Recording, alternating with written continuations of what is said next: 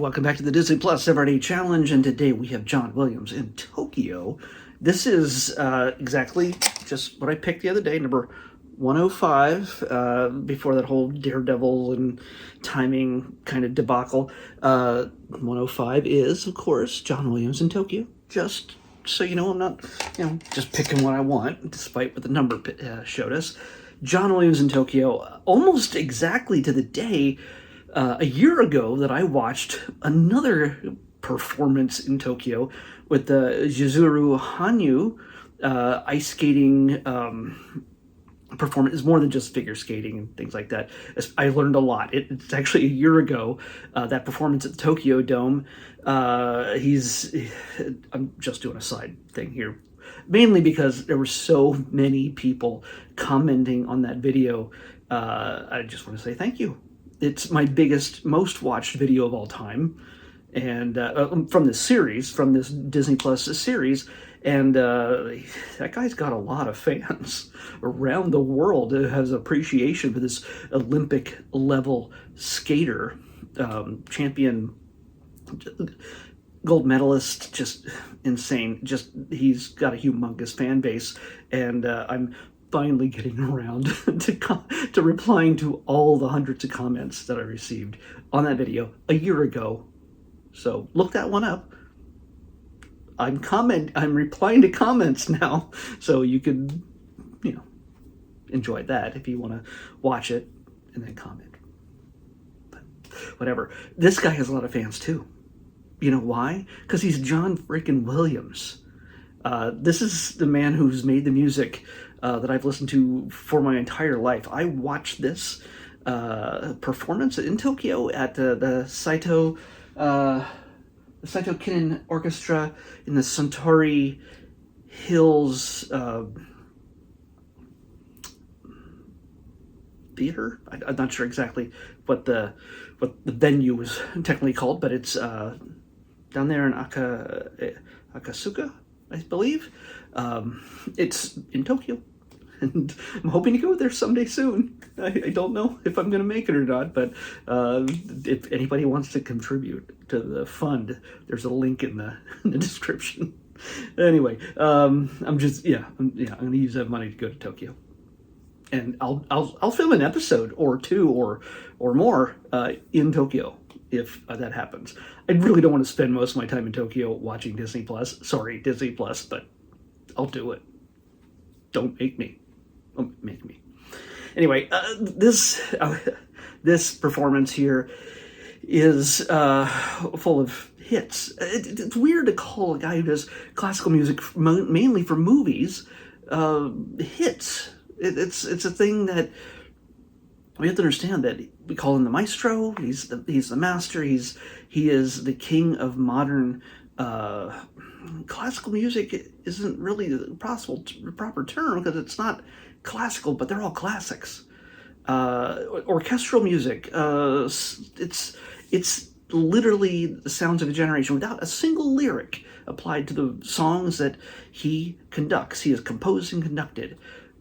We know what movie, we know what song that is. We know very often what character is being portrayed through this music. And you're going to watch this. If you do watch this, and I highly recommend you do, if you love movies, and if you love, of course, Star Wars. You don't know that, he's composer for Star Wars and E.T. the Extraterrestrial and Close Encounters of the Third Kind and Jaws and just about anything that Steven Spielberg has put out, and George Lucas and so many others. Harry Potter and all those films. He's an icon. And there's a documentary about him on Disney Plus called Music by John Williams, the last time I wore this shirt. And this is a shirt I got at the Hollywood Bowl, because he has a tendency to perform there every year. Now, you're going to say, when you first watch this, that guy that's conducting is not John Williams. That's Stefan Deneve. I hope I pronounced that right. I'm sure I didn't. He is the conductor, and as Gustavo Dudamel from the LA Philharmonic. In past, I think he's moving to New York now, but in the past, Gustavo has been the conductor for a majority of the music of John Williams' performances, the Hollywood Bowl, because he's kind of the guy who runs it. So, but that's the thing. John's not a young guy anymore. And these concerts aren't, half an hour long. They are longer. This one is from 2024. It's an hour and 48 minutes. This is a performance, I believe, that took place in 2023. And it brought out the packed house full of his fans. And I always picture the Japanese audiences for pretty much anything except for like rock shows and things like that, when it comes to music like this, to be very reserved and just, yes, that's great. These people were into it. Now, I'm used to, whenever I see John Williams, I've seen him many times performing in concert. It is a rock show. He is a rock star. It is people whooping and cheering and swinging around lightsabers because they can, and it's often at the Hollywood Bowl. This is Tokyo, and he's performed all over the world, but should you ever be in LA over the summertime, usually around Labor Day weekend, make a plan. If you're going to Disneyland to do other stuff, make a plan to come to the Hollywood Bowl, get those tickets, and bring a lightsaber, dress up, I don't know, put on the buns, do whatever you can. And you think it might be just a normal night out and listening to music and ho-hum, done. No, you're going to be surrounded by the absolute most dedicated Star Wars fans, also who love other movies, music. And it's just going to be a fun time. First of all, if you don't know who the Hollywood Bowl is, look it up. It is gorgeous. It's an iconic. It's a beautiful place to do anything. I don't care if you're just running up and down the stairs for exercise. It's there to celebrate just the beauty of Los Angeles. It got really close to being destroyed in the fires that were happening not too long ago. It didn't get close, but it got way too close. So it's a humongous piece of LA history, a U.S. history, but it's Hollywood history. If you ever get a chance, you want to hear this music live, conducted by the man. Yeah, he doesn't do the entire show, and that's understandable. Okay, you still get to hear the music, but he does show up at the end. Well, like a good half of this show, he is in it, and he brings the house down. And every once in a while, he throws in some stuff that's a little bit different than you saw the last time. I've heard pretty much all the major films he's done, the themes or recognizable pieces, everything. I've heard performances of Jaws. The Jaws. I've heard all of that. I've heard, Schindler's List, Far and Away, Close Encounters, E.T., Harry Potter, Indiana Jones, and of course Star Wars, up and down, just so many times. In this, they go through early on. They go through Far and Away, 3 pieces from E.T., some pieces from Harry Potter, of course all the Star Wars, including just goosebump-inducing Star Wars. The throne room and the closing theme, which brings a standing ovation from the crowd. No spoilers. And just hearing Princess Leia's theme, if you know Star Wars, you know what that song can do to you. Not only just because we don't have Carrie anymore, but it is an iconic piece, not to the same level as the opening theme or the Imperial March, but it is still, it goes through you. It cuts you. It cuts right through you. And the great thing is, one of my experiences I have to share is that in Orlando for Star Wars Celebration in 2017, I was lucky enough to get into the main room for the big 40th anniversary panel, which had George Lucas and had all the living actors, even Peter Mayhew at the time, and we'd already just lost Carrie a few months before, like not even 6 months before. And there was, her daughter came out and gave a tribute, and Harrison was there, Mark was there, Anthony Daniels was there, Billy D. Williams. It just, they were all there, and I believe it was George that introduced John Williams, and this wall moved away and mere feet away from us in this surprisingly small room. I'm used to these things being in fairly big arena type things, but they really divided up. For some reason, this humongous convention center in Orlando, it doesn't have a whole lot of large rooms in which to put major panels. I don't know. But this room was relatively small, and there I got to see John Williams conducting a small orchestra hidden behind a wall. Like Harry Potter, just shoved away by his aunt and uncle, performing these Star Wars songs. And playing Princess Leia's theme just brought the place to tears. It's to watch this thing, if you know movies and you love the music that goes in it, it's an emotional experience. This is wonderful, but it doesn't match seeing it performed live if you know and love these films.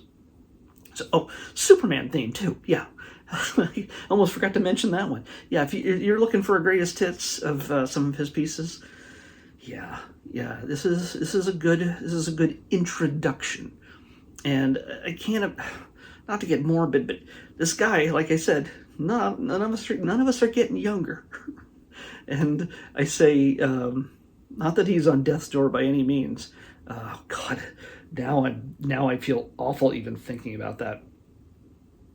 Oh jeez. So, but I highly recommend that you go out and see. Come to Hollywood.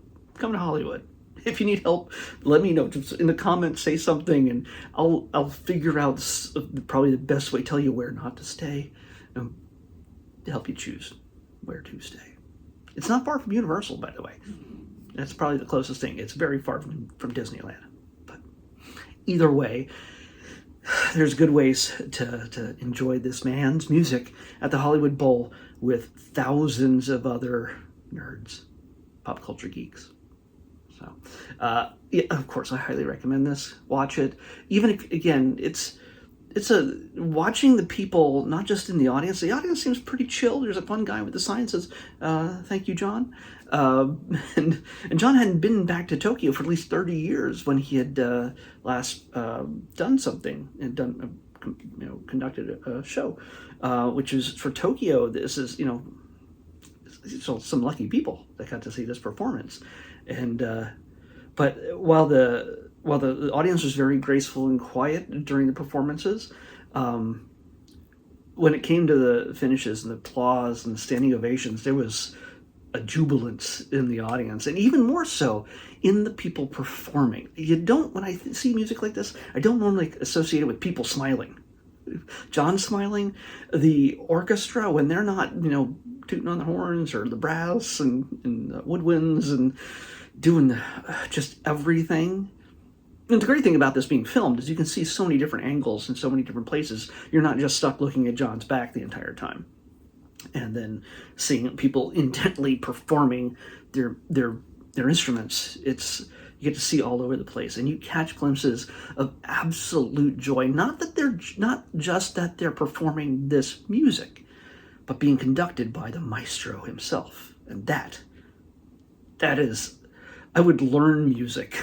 I would learn to play an instrument just to play in his orchestra. Give me the triangle. Ding.